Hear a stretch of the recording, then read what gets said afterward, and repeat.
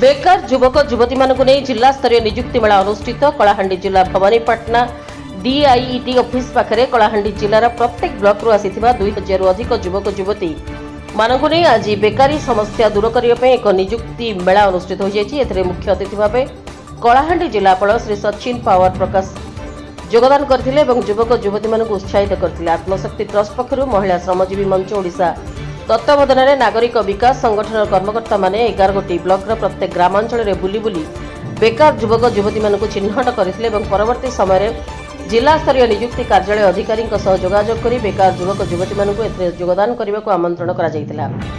जेपरि कलाहांडी जिलार युवक युवती माने समानक रोजगार निमंते सुजोग पाई आत्मनिर्भरशील होई परिबे।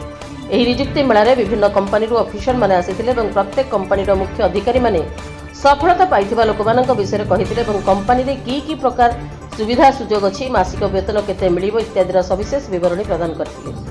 नागरिक विकास संगठन कर्मकर्ता माने गाँ गाँ बुली युवक युवती मानक पई प्रेरणादाता भावे कार्य करिथिबारु जिला स्तरीय नियुक्ति कार्यालय तरफ जिलापालଙ୍କ द्वारा एक प्रशंसा प्रमाण पत्र प्रदान करा जायतिला। उक्त कार्यक्रम में नागरिक विकास संगठन तरफ जिला प्रयोजक अनिल दास, ब्लॉक कोऑर्डिनेटर उपेंद्र सुनानी, जगन्नाथ सगड़िया, बाबूलाल तांडी, जनसाथी त्रिनाथ बेसरा, मुक्ता ठाकुर, अक्षय कुमार, टंकेश्वर कुमार, पवित्र नायक, धनंजय हरपाल, अहल्या साहू, सीमंतिनी बारिक, अनिल नाग, संतोष बारिक, नौकेशी साहू, जोगेश्वर नायक समस्ते जोग देथिले। पश्चिम ओडिशा त्रिनाथ बेसरा रिपोर्ट, रिपब्लिक ओडिशा साधारण लोकों स्वर।